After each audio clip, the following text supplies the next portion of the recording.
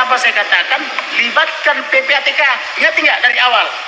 Libatkan penyidik independen atau penyidik daripada Angkatan Darat, Laut dan Udara dan PPATK. Kenapa saya katakan itu? Karena saya dapat laporan intelijen.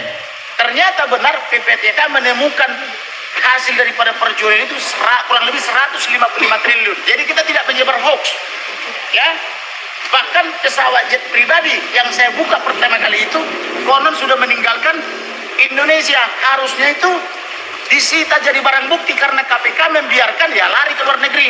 Padahal harusnya KPK langsung menangkap dan menahan siapa yang menerima gratifikasi, siapa yang memberi gratifikasi. Tetapi karena ini KPK dipimpin oleh anggota Polri itu atau jenderal dari Polri, nah ya begitulah, kalian sudah paham menerjemahkan itu. Harusnya karena gratifikasi itu adalah kejahatan tindak pidana korupsi, harusnya pelakunya langsung ditangkap, penerima gratifikasi ditangkap, ditahan, barang buktinya disita. Tapi ini dibiarkan pergi ke luar negeri. Berbeda dengan misalnya bulan Februari lalu ada seorang menteri menerima gratifikasi helikopter, saya buru dalam 3 bulan sudah dicopot dan diganti pada bulan Juni 2022 dan begitu. Bang, kalau sudah tahap 2 berarti nanti kejaksaan bisa tahan PC kan? Harus ditahan. Karena alasan polisi tidak menahan siapa namanya? Putri adalah karena alasan kemanusiaan. Seolah-olah yang lain yang ditahan itu adalah marga satwa. Hanya Putri yang manusia sehingga berlaku buat dia kemanusiaan. Padahal semua yang ditahan itu di rutan-rutan lain, di penjara-penjara, itu semua manusia. Kenapa alasan kemanusiaan tidak berlaku buat Aceh, buat Sumatera Utara, Palembang, Riau sampai Kalimantan, Jawa dan sampai ke Papua sana? Kenapa hanya buat Putri berlaku alasan kemanusiaan? Bukankah yang lain juga manusia? Nah, karena Indonesia negara hukum berdasarkan konstitusi dan setiap orang sama di hadapan hukum dan pemerintahan pasal 27 konstitusi, maka PC juga harus ditangkap dan ditahan oleh kejaksaan pada saat P21. Kecuali mereka sudah menerima amplop, jangan tahan, karena akan diteriaki nanti, sudah terima doa loh, kenapa saya ditahan, kan begitu. Bang, beredar video kamar yang diduga kamar tahanan Verdi Sambo, Bang. Ya. Saya belum verifikasi ke sana, bisa benar bisa tidak. Bang, soal ada disebut abang menyebutkan Brigjen Hendra Kurniawan menggunakan jet pribadi mendatangi bapak. Oh, itu laporan intelijen, dari itu apakah ada beberapa yang gitu? ada. Saya bilang kalau laporan intelijen itu begini nih. Boleh kita gunakan, tapi tidak boleh mengungkap siapa intelijennya. Namanya juga intelijen. Kalau kita kasih tahu siapa, besok-besok dia tidak mau bekerja lagi untuk kita. Tapi laporannya itu kita verifikasi. Kita verifikasi ke beberapa pihak, benar nggak dia menggunakan itu kan? Nah, berdasarkan informasi dari beberapa pihak ini, karena banyak juga teman saya di Jambi, termasuk di bandara, mereka membenarkan bahwa jet pribadi itu singgah di sana. Kemudian, bagaimana cara pembuktiannya? Penyidik harus segera menyita CCTV di bandara. Penyidik juga harus menyita CCTV di tempat awal, kedatangan awal, apakah dari Halim atau dari Soekarno-Hatta. Lalu ketika dia balik dari Jambi, juga harus diperiksa. Sebagai informasi, saya memang punya kelebihan dibanding advokat yang lain. Saya sudah membaca kesimpulan hasil pemeriksaan daripada Irsus atau Irwasum terhadap mereka. Di situ memang dibenarkan bahwa yang bersangkutan itu pakai jet pribadi ke Jambi maupun dari Jambi balik ke Jakarta. Kenapa dia buru-buru balik ke Jakarta? Karena setelah dicopot CCTV termasuk di PR-nya oleh Apung, saksi Apung, segera diserahkan kepada Propos dengan inisial Kombes S. Nah, si Kombes S memberikan kepada anak buahnya untuk diamankan Cuk Putranto, ya, Kompol. Nah, lalu mereka menonton begini, wih, beda ini, katanya tembak menembak, dan katanya ketika Verdi Sambo datang sudah mati. Loh, Verdi Sambo datang, siapa namanya? Joshua ada di taman, ada dekat pos. Loh, berarti belum tembak menembak, belum mati dong. Ternyata setelah Verdi Sambo masuk ke rumah PCR. apa itu? Katanya PCR. Ke rumah dinas itu, yang katanya sebelumnya dia pergi PCR, ternyata tidak benar. Maka waktu itu saya katakan periksa siapa yang melakukan PCR, karena itu tidak mungkin. Periksa petugas yang melakukan PCR, periksa NAR, periksa peduli lingkungi. Karena di lantai 4 Pidum Polri, di zaman dia jadi Dirtipidum, itu gratis sampai sekarang. Setiap orang menerima rapid antigen itu gratis. Termasuk saya berkali-kali saya dapat, bisa 2-3 kali seminggu saya dapat itu gratis. Kenapa buat kita gratis? Buat dari Propam sebagai mantan Dirtipidum kok jadi bayar pergi ke tempat PCR kan gitu kan aneh. Itu alibi yang tidak pintar. Maka saya minta juga periksa ITOL, dari mana berangkat dan di mana keluarnya, kemana mampirnya. Periksa CCTV. Lalu karena saya bilang periksa CCTV, dia bilang CCTV disambar petir. Saya bilang tidak mungkin ada petir karena tidak musim hujan. Periksa petir, saya bilang. Karena ada juga markas Simanjuntak ahli petir. Nah, periksa juga siapa yang mencoba di PR atau perangkat gunakan undang-undang ITE, gunakan pasal 14 ayat 1 Undang-Undang nomor 1 tahun 46 tentang menyebar berita bohong atau hoax kan gitu. Jadikan tersangka orang-orang ini kan begitu, termasuk yang dari Kompolnas, termasuk Karopenmas Pol itu. Kan saya minta tersangka semua karena mereka menyebar hoax. Ternyata dikatakan oh iya karena mereka itu di prank katanya. Oke lah kalau di prank nggak apa-apa, berarti tidak makan sayur dan buah. Kenapa kita tidak bisa di prank? Karena kita makan sayur dan buah-buahan setiap hari sebelum makan besar, dan kita selalu berdoa. Oleh karena itu saya mengajak warga Indonesia makan sayur dan buah supaya tidak mudah di prank gitu loh. Dan jangan terima doa atau dorongan amplop. Pak, saya bisa dengarkan tanggapan dari Ibu Arsula dan juga pihak keluarga, Pak. Dengarkan tanggapan dari Ibu. Kapan? Sama tanggapan dari ibu, mana ibunya? Oh udah capek Pak? Capek nggak duduk soalnya kasihan. Maaf Ibu. Halo ibu. Saya nggak apa-apa, Rosti. Ajak juga ke kasihnya ya. Ya. Buka maju. Tanggapan apa tadi? Ya. Pihak keluarga kan saat ini berkasus DP21 lengkap Pak, dan saat ini yang masih jadi kekhawatiran ketakutan keluarga seperti apa?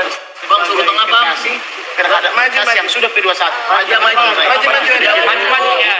Maju dikit Bu. Maju ya. Maskernya saya biar muka cantiknya bisa Bagaimana difoto. perasaan itu bahwa berkasnya almarhum sudah P21? P21 sudah lengkap. Segerakan sidang. Berkas sudah diterima jaksa, semoga akan terungkap kebenaran yang seadil-adilnya. Jadi harapan kami kepada media atau jurnalis, mohon bantu mengungkap kasus ini agar terungkap seadil-adilnya sesuai hukum yang berlaku di Indonesia dan negara kita. Baik, yang saat ini yang masih jadi kekhawatiran keluarga apa sih Bu? Yang masih jadi kekhawatiran keluarga yang ditakutkan oleh keluarga dalam proses persidangan misalnya. Mungkin jaksa tidak transparan. Harapannya apa kira-kira untuk menuntaskan perkara ini? Apakah mengharapkan hakim yang adil, jaksa yang objektif? Ya, harapan kami sebagai ibu dan keluarga, semua kita yang ada di sini, semoga penegak hukum, jaksa maupun hakim, mereka bekerja dengan sebaik-baiknya dan sejujur-jujurnya dan setransparan mungkin agar hukum atau pengadilan nanti berjalan dengan seadil-adilnya. Mbak Vera boleh sedikit Dan pelaku dihukum sesuai perbuatan mereka dan seberat-beratnya. Hukum pasal 340 akan dijalankan dengan baik. ya. Mbak Vera. Boleh sedikit Mbak. Dari saya, pertama-tama puji Tuhan sampai saat ini sudah sampai P21, itu adalah berkat Tuhan dan orang-orang yang terkait yang membantu, baik penyidik, pengacara, semuanya yang bekerja. Kami ucapkan terima kasih. Semoga nanti pengadilan yang akan kita tunggu-tunggu, sidang yang kita tunggu-tunggu bisa berjalan dengan baik dan tersangka yang sudah ditetapkan mendapat hukuman seadil-adilnya sesuai dengan perbuatan yang mereka lakukan. Sebagai tambahan, kekasih daripada almarhum ini menyimpan data secara elektronik jejak rekaman ancaman pembunuhan itu pada tanggal 21 Juni sudah ada ancaman pembunuhan itu terekam di handphonenya. Kemudian terulang lagi, terakhir tanggal 7 Juli ya, ada lagi jejak pengancaman itu. Itulah saya sebabnya mengapa saya begitu yakin ini adalah pembunuhan terencana. Maka diawali juga dengan tulisan saya di medsos ketika saya kerja dini hari, polisi menembak polisi di rumah pejabat utama polisi. Mudah-mudahan bukan urusan wanitanya polisi. Gak sampai 5 menit langsung dikomentari saksi Sangga Sianturi. Kemudian besoknya langsung dihubungkan dengan ibunda daripada almarhum. Kata-kata daripada ibunda almarhum yang masih terngiang-ngiang di telinga saya sampai detik ini. Kami ini dimusuhi gara-gara pejabat jenderal polisi mengatakan ini aib polisi dan aib keluarga. Sehingga orang semua menjauh ke kami katanya. Hanya itulah maksudnya saya yang diutus oleh Tuhan untuk membela dan melindungi kami. Maka saat itu saya katakan, saya akan perjuangkan, tidak akan saya biarkan dia lari, akan saya buru siapapun dia. Itu ini mengatakan kami ini orang yang tidak berpunya. Saya belum kenal secara pribadi, hanya lihat telepon. Saya katakan percayalah kepada Tuhan, tidak akan kita biarkan dia lolos. Dan tidak akan biarkan kepastian hukum, keadilan dan kemanfaatannya tidak tercapai hanya gara-gara uang. Semua uang bisa kita perjuangkan, tetapi nyawa orang yang sudah hilang tidak mungkin bisa kembali lagi. Oleh karena itu, siapapun dia, sebesar apapun, sehebat apapun dia, saya akan buru. Begitulah kira-kira janji saya, dan janji saya itu sudah terpenuhi. Jadi saya tidak wan prestasi. Dengan P21 berkas ini, kami telah melakukan prestasi kami sebagai penegak hukum, yaitu penasihat hukum daripada keluarga Huta Barat ya. Nah, jadi tidak ada lagi hutang kami. Nah, kemudian mereka juga sudah memberikan beberapa kuasa. Ada 5-6 surat kuasa yang dikasih kami. Kenapa? Karena mereka terus menyebar hoax. Sementara laporan mereka sudah SP3, yaitu laporan tentang pembunuhan terencana 338 Junto 53 yang dilaporkan oleh model A atas nama Bribtu Martin Gabe, suruhan daripada Ferdi Sambo. Itu sudah SP3. Kami lawan terus. Kemudian laporan Putri yang dia mengaku diperkosa dan atau istilahnya dicemok-cemok ya. Apa namanya itu? Apa namanya itu? Diraba-raba katanya dengan digunakan senjata. Itu sudah SP3 istilahnya itu. Nah, kemudian karena tidak terbukti apa namanya di Duren 3, dia bukannya pindah ke Duren 5 tapi langsung loncat antar kota, antar provinsi atau akap. Yaitu dari Duren 3 Jakarta Selatan pindah ke Magelang tanggal 4. Saya dan tim saya bekerja keras lagi. Kita cari semua percakapan tanggal 4. Ternyata tanggal 4 Bu Putri atau istri Ferdi Sambo memuja-muja atau memuji-muji almarhum sebagai pria yang luwes, yang tangkas, yang cekatan, yang baik, multi talent, sampai bingung mau kasih gaji berapa. Wah, ini hebat benar kok ada orang habis diperkosa memuji pemerkosanya. Aneh toh? Karena terungkap itu percakapan, saya kasih juga ke media. Makanya saya sangat bangga dengan media.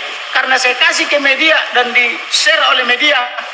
Malu dia, nggak jadi deh di Duren 3, nggak jadi diperkosa juga di Magelang tanggal 7 deh katanya kan gitu.